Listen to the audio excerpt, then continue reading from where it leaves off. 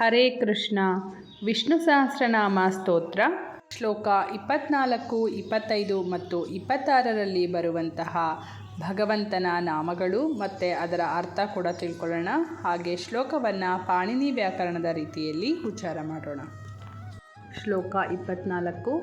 ಅಗ್ರಣೀ ಗ್ರಾಮಣಿ ಶ್ರೀಮಾನ್ ನ್ಯಾಯೋ ನೇತಾ ಸಮೀರಣಃ ಸಹಸ್ರಮೂರ್ಧ ವಿಶ್ವಾತ್ಮ ಸಹಸ್ರಾಕ್ಷ ಸಹಸ್ರಪಾತ್.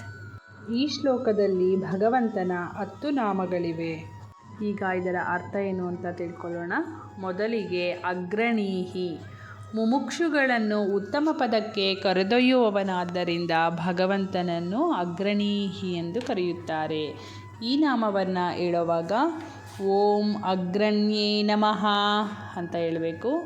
ಮುಂದಿನ ನಾಮ ಗ್ರಾಮಣೀಹಿ, ಜೀವ ಸಮುದಾಯಗಳ ಮುಖಂಡನಾಗಿರುವುದರಿಂದ ಭಗವಂತನನ್ನು ಗ್ರಾಮಣೀಹಿ ಎಂದು ಕರೆಯುತ್ತಾರೆ.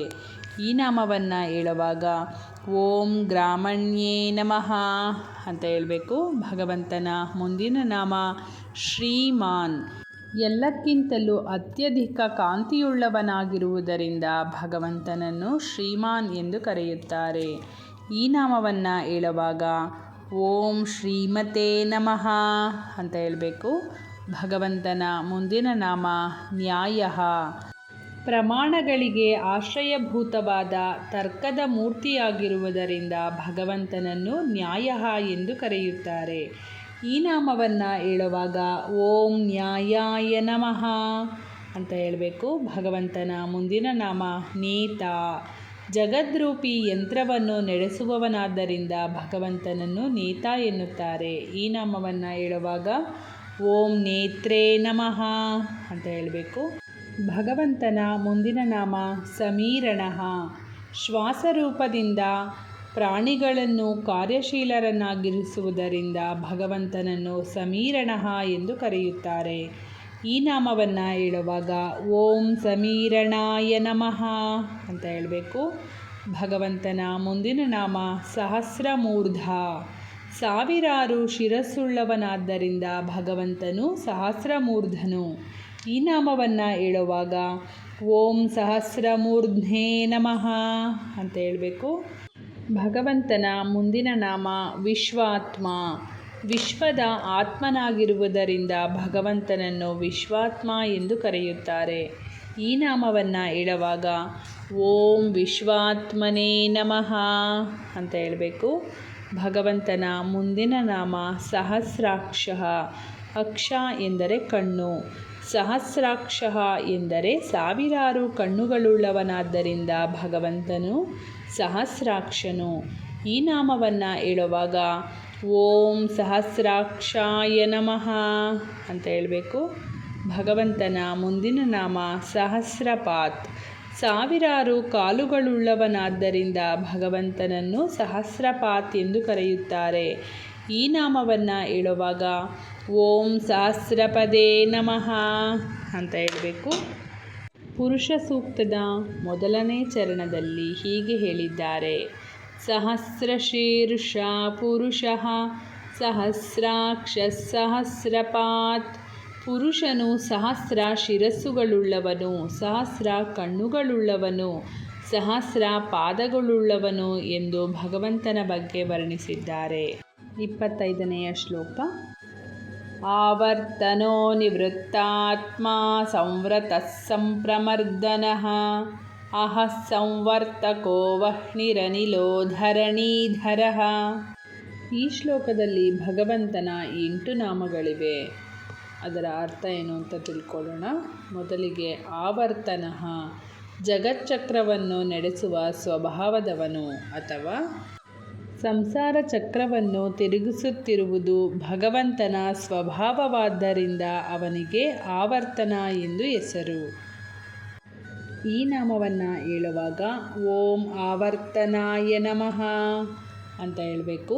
ಭಗವಂತನ ಮುಂದಿನ ನಾಮ ನಿವೃತ್ತಾತ್ಮ, ಸಂಸಾರ ಬಂಧನದಿಂದ ಮುಕ್ತನಾದ ಆತ್ಮಸ್ವರೂಪನಾಗಿರುವುದರಿಂದ ಭಗವಂತನು ನಿವೃತ್ತಾತ್ಮನು. ಈ ನಾಮವನ್ನು ಹೇಳುವಾಗ ಓಂ ನಿವೃತ್ತಾತ್ಮನೇ ನಮಃ ಅಂತ ಹೇಳಬೇಕು. ಭಗವಂತನ ಮುಂದಿನ ನಾಮ ಸಂವೃತಃ. ಸಂವೃತ ಎಂದರೆ ತನ್ನ ಯೋಗ ಮಾಯೆಯಿಂದ ಮುಚ್ಚಲ್ಪಟ್ಟಿರುವವನಾದ್ದರಿಂದ ಭಗವಂತನು ಸಂವೃತನು. ಈ ನಾಮವನ್ನು ಹೇಳುವಾಗ ಓಂ ಸಂವೃತಾಯ ನಮಃ ಅಂತ ಹೇಳಬೇಕು. ಭಗವಂತನ ಮುಂದಿನ ನಾಮ ಸಂಪ್ರಮರ್ದನಃ. ರುದ್ರ ಮತ್ತು ಕಾಲ ಮೊದಲಾದ ವಿಭೂತಿಗಳಿಂದ ಎಲ್ಲವನ್ನೂ ಸಂಪೂರ್ಣವಾಗಿ ನಾಶ ಮಾಡುವವನಾದ್ದರಿಂದ ಭಗವಂತನು ಸಂಪ್ರಮರ್ದನನು. ಈ ನಾಮವನ್ನು ಹೇಳುವಾಗ ಓಂ ಸಂಪ್ರಮರ್ದನಾಯ ನಮಃ ಅಂತ ಹೇಳಬೇಕು. ಭಗವಂತನ ಮುಂದಿನ ನಾಮ ಅಹಸ್ಸಂವರ್ತಕಃ. ಸೂರ್ಯರೂಪದಿಂದ ದಿನದ ಸಮ್ಯಕ್ ಪ್ರವರ್ತಕನಾಗಿರುವುದರಿಂದ ಭಗವಂತನು ಅಹಸ್ಸಂವರ್ತಕನು. ಈ ನಾಮವನ್ನು ಹೇಳುವಾಗ ಓಂ ಅಹಸ್ಸಂವರ್ತಕಾಯ ನಮಃ ಅಂತ ಹೇಳಬೇಕು.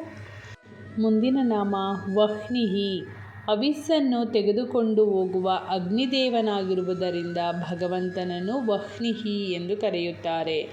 ಈ ನಾಮವನ್ನು ಹೇಳುವಾಗ ಓಂ ವಹ್ನಯೇ ನಮಃ ಅಂತ ಹೇಳಬೇಕು.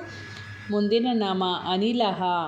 ಪ್ರಾಣರೂಪದಿಂದ ವಾಯುಸ್ವರೂಪನಾಗಿರುವುದರಿಂದ ಭಗವಂತನು ಅನಿಲನು.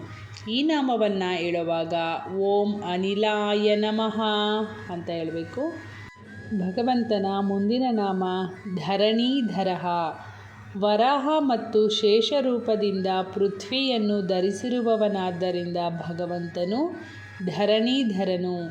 ಈ ನಾಮವನ್ನು ಹೇಳುವಾಗ ಓಂ ಧರಣೀಧರಾಯ ನಮಃ ಅಂತ ಹೇಳಬೇಕು. 26ನೆಯ ಶ್ಲೋಕ. ಸುಪ್ರಸಾದಃ ಪ್ರಸನ್ನಾತ್ಮ ವಿಶ್ವಧೃಗ್ವಿಶ್ವಭುಗ್ವಿಭುಃ ಸತ್ಕರ್ತಾ ಸತ್ಕೃತಃ ಸಾಧುರ್ಜುಹ್ನುರ್ನಾರಾಯಣೋ ನರಃ. ಈ ಶ್ಲೋಕದಲ್ಲಿ ಭಗವಂತನ 11 ನಾಮಗಳಿವೆ. ಮೊದಲನೆಯ ನಾಮ ಸುಪ್ರಸಾದಃ. ಶಿಶುಪಾಲಾದಿ ಅಪರಾಧಿಗಳ ಮೇಲೆಯೂ ಸಹ ಕೃಪಾಪ್ರಸಾದ ಮಾಡುವವನಾದ್ದರಿಂದ ಭಗವಂತನು ಸುಪ್ರಸಾದನು. ಈ ನಾಮವನ್ನು ಹೇಳುವಾಗ ಓಂ ಸುಪ್ರಸಾದಾಯ ನಮಃ ಅಂತ ಹೇಳಬೇಕು. ಭಗವಂತನ ಮುಂದಿನ ನಾಮ ಪ್ರಸನ್ನಾತ್ಮ. ಪ್ರಸನ್ನ ಸ್ವಭಾವವುಳ್ಳವನು ಅರ್ಥಾತ್ ಕರುಣೆಯುಳ್ಳವನಾದ್ದರಿಂದ ಭಗವಂತನನ್ನು ಪ್ರಸನ್ನಾತ್ಮ ಎಂದು ಕರೆಯುತ್ತಾರೆ. ಈ ನಾಮವನ್ನು ಹೇಳುವಾಗ ಓಂ ಪ್ರಸನ್ನಾತ್ಮನೇ ನಮಃ ಅಂತ ಹೇಳಬೇಕು. ಭಗವಂತನ ಮುಂದಿನ ನಾಮ ವಿಶ್ವಧೃಕ್. ವಿಶ್ವವನ್ನು ಧರಿಸಿರುವವನಾದ್ದರಿಂದ ಭಗವಂತನು ವಿಶ್ವಧೃಕ್. ಈ ನಾಮವನ್ನು ಹೇಳುವಾಗ ಓಂ ವಿಶ್ವಧೃತೇ ನಮಃ ಅಂತ ಹೇಳಬೇಕು. ಭಗವಂತನ ಮುಂದಿನ ನಾಮ ವಿಶ್ವಭುಕ್. ವಿಶ್ವವನ್ನು ಭೋಗಿಸುವವನು ಅರ್ಥಾತ್ ವಿಶ್ವದ ಪಾಲನೆ ಮಾಡುವವನಾದ್ದರಿಂದ ಭಗವಂತನನ್ನು ವಿಶ್ವಭೃಕ್ ಎಂದು ಕರೆಯುತ್ತಾರೆ. ಈ ನಾಮವನ್ನು ಹೇಳುವಾಗ ಓಂ ವಿಶ್ವಭುಜೇ ನಮಃ ಅಂತ ಹೇಳಬೇಕು. ಭಗವಂತನ ಮುಂದಿನ ನಾಮ ವಿಭುಹು. ವಿವಿಧ ಪ್ರಕಾರಗಳಿಂದ ಪ್ರಕಟನಾಗುವವನಾದ್ದರಿಂದ ಭಗವಂತನನ್ನು ವಿಭುಹು ಎಂದು ಕರೆಯುತ್ತಾರೆ. ಈ ನಾಮವನ್ನು ಹೇಳುವಾಗ ಓಂ ವಿಭವೇ ನಮಃ ಅಂತ ಹೇಳಬೇಕು. ಭಗವಂತನ ಮುಂದಿನ ನಾಮ ಸತ್ಕರ್ತ. ಭಕ್ತರನ್ನು ಸತ್ಕರಿಸುವವನಾದ್ದರಿಂದ ಭಗವಂತನು ಸತ್ಕರ್ತನು. ಈ ನಾಮವನ್ನು ಹೇಳುವಾಗ ಓಂ ಸತ್ಕರ್ತ್ರೇ ನಮಃ ಅಂತ ಹೇಳಬೇಕು. ಸತ್ಕೃತಃ. ಪೂಜ್ಯರಿಂದಲೂ ಸಹ ಪೂಜಿಸಲ್ಪಡುವವನಾದ್ದರಿಂದ ಭಗವಂತನು ಸತ್ಕೃತನು. ಈ ನಾಮವನ್ನು ಹೇಳುವಾಗ ಓಂ ಸತ್ಕೃತಾಯ ನಮಃ ಅಂತ ಹೇಳಬೇಕು. ಭಗವಂತನ ಮುಂದಿನ ನಾಮ ಸಾಧುಹು. ಭಕ್ತರ ಕಾರ್ಯಗಳನ್ನು ಸಾಧಿಸುವವನಾದ್ದರಿಂದ ಭಗವಂತನನ್ನು ಸಾಧುಹು ಎಂದು ಕರೆಯುತ್ತಾರೆ. ಈ ನಾಮವನ್ನು ಹೇಳುವಾಗ ಓಂ ಸಾಧವೇ ನಮಃ ಅಂತ ಹೇಳಬೇಕು. ಭಗವಂತನ ಮುಂದಿನ ನಾಮ ಜಹ್ನುಹು. ಸಂಹಾರದ ಸಮಯದಲ್ಲಿ ಜೀವಿಗಳನ್ನು ಲಯ ಮಾಡುವವನಾದ್ದರಿಂದ ಭಗವಂತನನ್ನು ಜಹ್ನುಹು ಎಂದು ಕರೆಯುತ್ತಾರೆ. ಈ ನಾಮವನ್ನು ಹೇಳುವಾಗ ಓಂ ಜಹ್ನವೇ ನಮಃ ಅಂತ ಹೇಳಬೇಕು. ಭಗವಂತನ ಮುಂದಿನ ನಾಮ ನಾರಾಯಣಃ. ನಾರ ಎಂದರೆ ಜಲ. ಜಲದಲ್ಲಿ ಮಲಗಿರುವವನಾದ್ದರಿಂದ ಭಗವಂತನನ್ನು ನಾರಾಯಣ ಎಂದು ಕರೆಯುತ್ತಾರೆ. ಈ ನಾಮವನ್ನು ಹೇಳುವಾಗ ಓಂ ನಾರಾಯಣಾಯ ನಮಃ ಅಂತ ಹೇಳಬೇಕು. ಭಗವಂತನ ಮುಂದಿನ ನಾಮ ನರಹ. ಭಕ್ತರನ್ನು ಪರಮಧಾಮಕ್ಕೆ ಕರೆದೊಯ್ಯುವವನಾದ್ದರಿಂದ ಭಗವಂತನನ್ನು ನರಹ ಎಂದು ಕರೆಯುತ್ತಾರೆ.